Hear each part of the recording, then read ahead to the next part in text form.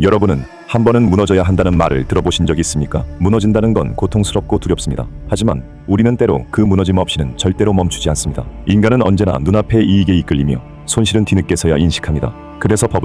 그래서 위기는 반복되는 것이겠죠. 지금의 한국 경제, 특히 가계부채와 부동산 시장을 바라보면 그 불안한 진실이 오롯이 드러납니다. 아무도 손을 놓을 수 없고 누구도 먼저 나서기를 꺼리는 이 구조 속에서 우리는 더 위험한 방향으로 나아가고 있습니다. 돈을 빌려 집을 사고 더 오른다는 믿음에 다시 돈을 빌리고, 그렇게 해서 생긴 가계부채는 결국 누군가가 책임질 수 없는 수준으로 부풀어 오릅니다. 하지만 정부는 그 위기를 막기 위해 다시 돈을 풀고, 그 돈은 또다시 부동산으로 흘러들어가며 시스템은 다시 살아나는 듯 보입니다. 정말 살아난 걸까요? 아니면 단지 시간을 벌고 있을 뿐일까요? 역사의 흐름 속에서 무너진 나라들은 늘 비슷한 모습이었습니다. 일본의 잃어버린 30년, 그리스의 재정 붕괴, 미국의 서브프라임 위기. 그 시작은 언제나 사람들의 탐욕과 두려움이 공존하는 시장에서 출발했습니다. 그리고 지금 한국의 부동산과 가계부채도 그 경로를 닮아가고 있습니다. 우리는 과연 무너지기 전 멈출 수 있을까요? 혹은 무너진 후에도 다시 일어날 수 있을까요? 지금부터 그 이야기를 시작해 보겠습니다. 자산의 중심이 주식이 아니라 부동산일 때 벌어지는 일들.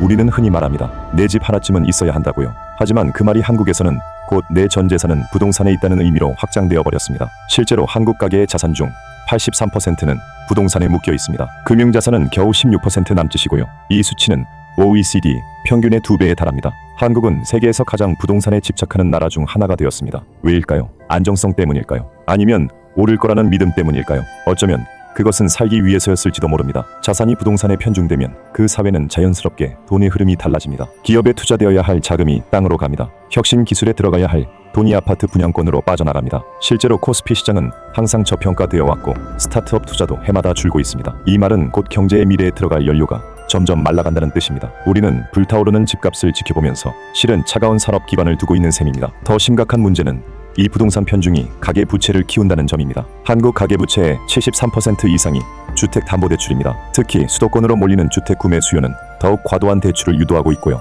사람들은 부동산 가격이 오를 거란 믿음 하나로 더 많은 돈을 빌리고 심지어 자신의 미래까지 저당 잡습니다. 이 구조는 언젠가 반드시 균열을 일으키게 되어 있습니다. 자산이 생산이 아닌 보유를 위한 수단으로 고착되면 결국 기업은 성장하지 않고 국가의 혁신 역량도 점점 약화됩니다. 부동산이라는 자산은 경제 전체의 유동성을 머무르게 만들고 소비를 줄이며 새로운 시장 진입을 막습니다. 이로 인해 한국의 자본시장은 위축되고 기업은 상장보다 상속을 선택하게 됩니다. 그리고 사회 전체가 하나의 집단 착시에 빠지게 되는 것이죠. 집을 사야만 성공한 것이라는 환상의 말입니다.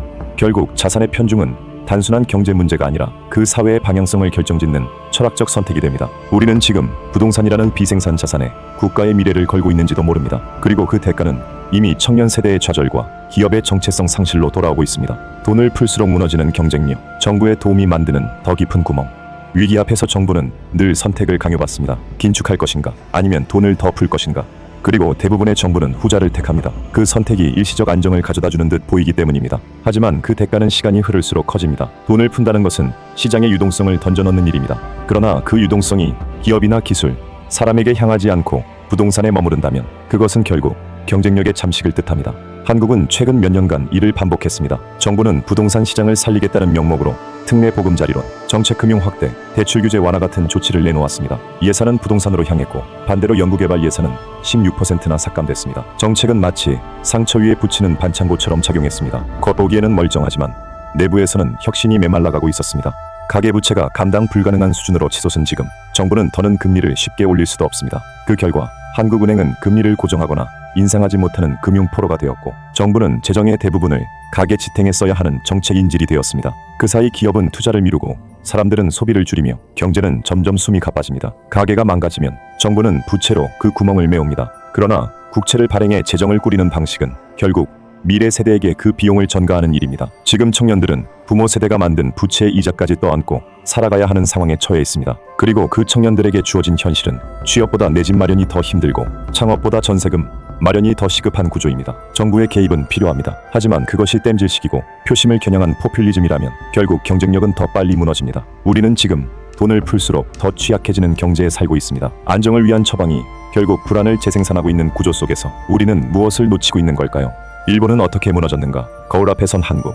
우리가 지금 걷고 있는 이 길은 결코 처음 걷는 길이 아닙니다. 1990년대 초반 일본도 이와 똑같은 길을 걸었습니다. 끝없이 오르던 땅값과 주가, 누구나 투자자가 되었고 대출은 당연한 수단이었습니다. 은행은 담보 가치를 과신했고 사람들은 그 담보가 절대 무너지지 않을 거라 믿었습니다. 그렇게 형성된 버블은 너무 거대해서 모두가 그 안에 있을 때는 그것이 버블인지조차 알 수 없었습니다. 그리고 무너졌습니다. 니케이 주가는 반토막 났고 부동산 가격은 10년 넘게 떨어졌습니다. 은행은 연쇄 부실화되었고 정부는 돈을 풀었지만 사람들은 소비를 멈췄습니다. 기업은 투자를 보류했고 청년은 취업을 포기했습니다. 일본 사회는 그렇게 잃어버린 10년을 겪었고 그것은 곧 잃어버린 20년, 30년으로 이어졌습니다. 놀라운 건 지금의 한국이 그 시절 일본과 너무 닮아 있다는 사실입니다. 고령화와 저출산, 수도권 중심의 부동산 과열, 가계부채 폭증과 금리 동결, 정부의 유동성 정책과 그에 따른 R&D 투자 축소, 심지어 청년이 포기한 사회라는 문장마저 일본에서 먼저 등장했던 말입니다. 일본이 놓쳤던 건 타이밍이었습니다. 문제를 인식하고도 무너짐을 두려워해 제때 조정에 나서지 못했습니다. 구조 조정은 미뤄졌고 부동산 시장은 억지로 떠받쳐졌으며 은행 부실은 감춰졌습니다. 그렇게 시간이 흘러 복원할 수 없는 상처가 경제에 남았습니다. 우리는 그 과정을 그대로 지켜본 세대입니다. 그럼에도 지금 한국은 일본과 똑같은 길을 따라가고 있습니다. 더 안타까운 것은 일본에는 경고가 있었고 한국에도 지금 수없이 많은 경고가 존재한다는 점입니다. 그러나 그 경고는 대개 시장에서 묻혀버립니다. 언론은 잠시 떠들다 사라지고 정부는 질서 있는 조정이라는 말을 반복할 뿐입니다. 하지만 우리는 알아야 합니다. 무너짐은 선택이 아니라 준비하지 않으면 더욱 고통스러운 현실이라는 것을요. 가계 부채와 부동산은 청년의 삶을 어떻게 무너뜨리는가?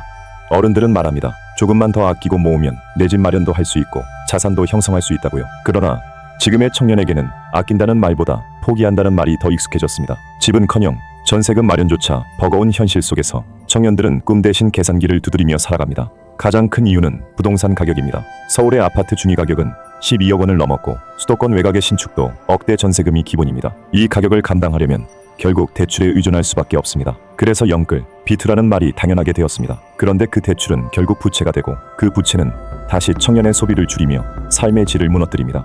여기에 가계부채의 구조적 문제까지 겹쳐집니다. 청년들이 빚을 져야만 삶을 시작할 수 있는 사회, 그것이 지금의 대한민국입니다. 학자금 대출로 사회의 첫 발을 내딛고 월세와 보증금 대출로 독립을 감행하며 마지막에는 주택담보대출로 영원히 갚아야 할 빚을 떠안습니다. 이쯤 되면 청년이 아니라 채무자가 되는 것입니다. 출산율이 0.72까지 떨어졌다고 합니다. 당연합니다. 결혼은 사치가 되었고 출산은 불가능한 선택이 되었습니다. 아이를 낳으려면 집이 있어야 한다는 생각은 이미 오랜 시간 동안 사회가 각인시켜온 메시지였습니다. 그러나 그 집은 청년에게 너무 멀고 너무 높습니다. 결국 청년은 집을 포기하면서 동시에 가정을, 미래를 포기하게 됩니다. 더 무서운 건 이 자산 불균형이 계급 고착으로 이어진다는 점입니다. 부모의 도움 없이 자산을 형성하기란 불가능에 가까워졌고 상속과 증여가 당연한 사회에서는 노력이라는 단어가 조롱거리가 됩니다. 그리고 그 지점에서 청년은 조용히 말합니다. 이 나라는 희망이 없다고요. 그리고 이탈합니다. 지방을 떠나고 서울을 떠나고 마지막에는 국경까지도 떠납니다. 이렇게 청년이 무너질 때 그 사회는 이미 뿌리부터 흔들리고 있는 것입니다.